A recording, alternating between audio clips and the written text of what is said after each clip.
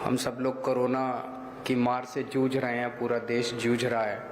इसी वजह से हम पूरे कोविड प्रोटोकॉल्स को फॉलो करते हुए आज ये कार्यक्रम, एक छोटा कार्यक्रम कर रहे हैं, लेकिन मैं समझता हूँ कि संदेश पूरे गोवा नहीं, पूरे देश में आज चला जाएगा। आज का दिन गोवा के लिए बहुत इम्पोर्टेंट दिन है, नई राजनीति के लिए। जैसा अभी आतिशी जी ने बोला, गोवा वांट्स चेंज। गोवा के लोग तंग आ गए हैं मौजूदा पार्टियों से, मौजूदा नेताओं से। ऑप्शंस ही नहीं है उनके पास। वही नेता हैं, कुछ नेता हैं, उन्होंने कब्जा किया हुआ है सारी पॉलिटिक्स के अंदर। पैसे से सत्ता, सत्ता से पैसा। सत्ता में आते हैं तो पैसा कमाते हैं खूब, और फिर उस पैसे से सत्ता में दोबारा आते हैं। इसे बदलना है। गोवा बदलाव चाह रहा है। अभी तक गोवा के पास ऑप्शंस नहीं थे, लेकिन अब गोवा के लोग देख रहे हैं कि किस तरह से एक नई पार्टी दिल्ली के अंदर आई। उन्होंने दिल्ली में शानदार काम किए। मुझे बड़ी खुशी होती है गोवा के, मैं इस दौरान कोने कोने में गया हूँ। कहीं कोने में चले जाइए, किसी भी गरीब से गरीब आदमी से गोवा के कोने में बात कर लीजिए, वो भी कहेगा हाँ, दिल्ली में आम आदमी पार्टी ने स्कूल और हॉस्पिटल बहुत अच्छे बनाए, बिजली फ्री कर दी। ये तीन चीजें तो, स्कूल, हॉस्पिटल, बिजली, ये तीन चीजें तो मुझे लगता है गोवा के कोने कोने में हर आदमी तक पहुंच चुकी है कि इन्होंने अच्छा काम किया। And Goa wants change. आम आदमी पार्टी एक नई पार्टी है, और इस बार बहुत सारे ऐसे कैंडिडेट्स को हम टिकट दे रहे हैं जो कि नए चेहरे हैं, कभी चुनाव नहीं लड़े। आम गोवा के लोग हैं, वो चुनाव लड़ेंगे इस बार। और गोवा का जो सीएम का चेहरा होगा आम आदमी पार्टी का, वो भी एक नया चेहरा होगा। हमने आपको कहा था कि हम एक ऐसा चेहरा देंगे जिसके दिल में गोवा बसता है, जिसका दिल गोवा के लिए धड़कता है, और जो गोवा के लिए अपनी जान तक देने को तैयार है। एक ऐसा शख्स जो कि गोवा के सब लोगों को साथ लेके चलेगा, चाहे वो किसी भी धर्म के हों, चाहे वो किसी भी जाति के हों, चाहे वो अमीर हों, चाहे वो गरीब हों, चाहे वो इधर रहते हो, चाहे वो इधर रहते हो, नॉर्थ गोवा के हो, चाहे साउथ गोवा के हो, चाहे वो किसी भी असेंबली में रहते हो, हर किस्म के, हर तबके के लोगों को साथ लेके चलेगा।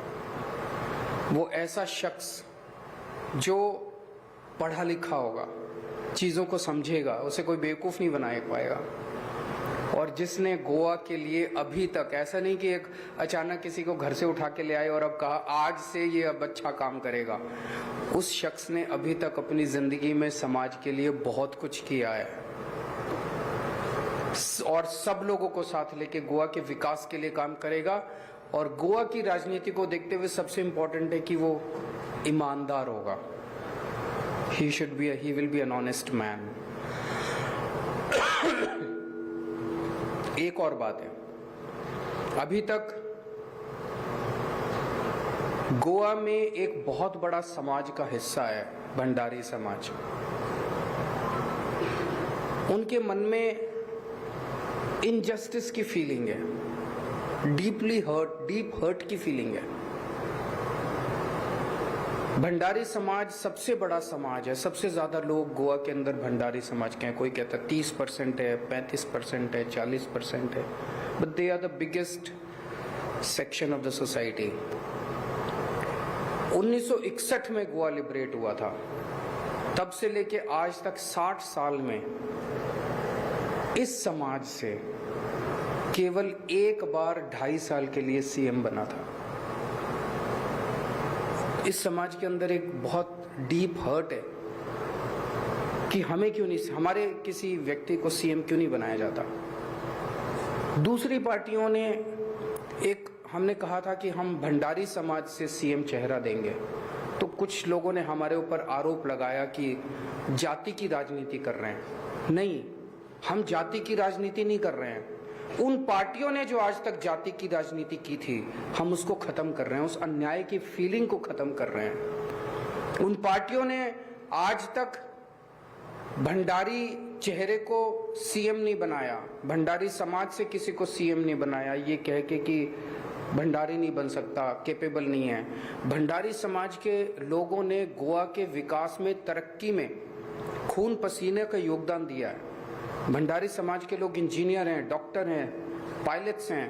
कौन सा ऐसा तबका है जहां पे वो नहीं है, जिसमें उन्होंने गोवा की तरक्की में हिस्सा नहीं लिया? फिर उनको क्यों वंचित रखा गया, उनको क्यों अलग रखा गया? इसको भी आज हम इस अनाउंसमेंट से इस अन्याय को भी दूर करने जा रहे हैं। तो मुझे आज आम आदमी पार्टी की तरफ से अमित पालेकर जी को आम आदमी पार्टी का सीएम चेहरा ऐलान करते हुए बेहद खुशी हो रही है। इन्होंने 2 मिनट ये पढ़े लिखे शख्स हैं, इन्होंने समाज के लिए बहुत कुछ किया है। गोवा का बच्चा बच्चा इनको जानता है। खासकर अभी फिलहाल में इन्होंने जो कोरोना के वक्त बहुत योगदान दिया, लोगों की बहुत सेवा की, हर जाति हर धर्म के लोगों की सेवा की। अभी दिसंबर के महीने में जब एक ओल्ड गोवा में क्रिश्चियन समाज के लोगों को अफेक्ट करता था वो सबसे ज्यादा इशू, उस इशू के लिए उन्होंने ये नहीं देखा कि कौन सा धर्म, कौन सी जाति, कौन से लोग हैं। उन्होंने आमरण अनशन किया, अपनी जान दांव पे लगा दी गोवा के हेरिटेज को बचाने के लिए। मुझे लगता है कि, और नया चेहरा है, आज तक कभी इन्होंने राजनीति नहीं की। मुझे लगता है कि इससे अच्छा गोवा को आज की तारीख में सीएम चेहरा नहीं मिल सकता। मैं उम्मीद करता हूं कि गोवा के लोग आम आदमी पार्टी को भारी बहुमत देके अमित पालेकर जी को सीएम बनाएंगे और हम सब मिलके एक नए गोवा का निर्माण करेंगे। Thank you so much and congratulations to Amit.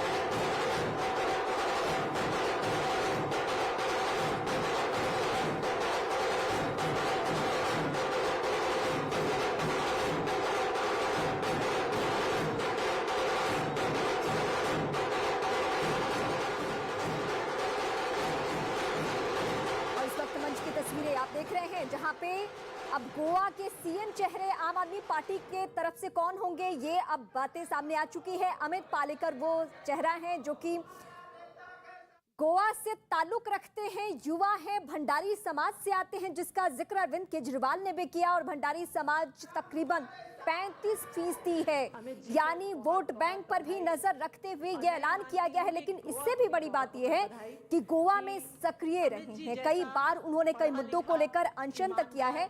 Heritage को बचाने के लिए जब उन्होंने अनशन किया तो उसके बाद मौजूदा सरकार को भी एक्शन लेना पड़ा।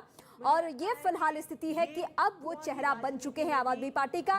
राजनीति से ताल्लुक नहीं है, राजनीति से दूर दूर तक कोई वास्ता नहीं है, लेकिन जब वो समाज के लिए, अपने प्रदेश के लिए सक्रिय रहे तो उस बीच आम आदमी पार्टी ने ये कदम उठाया है। खिलाफ लड़ने का एक जज्बा। अब एक बार सुनिए उनके प्रोफाइल के बारे में बताया जा रहा है। उम्र से जब ये कॉलेज में थे और उसके बाद इन्होंने हमेशा गलत के खिलाफ संघर्ष किया और मुझे लगता है कि वही सफर उनको आज यहाँ तक लेकर आया है।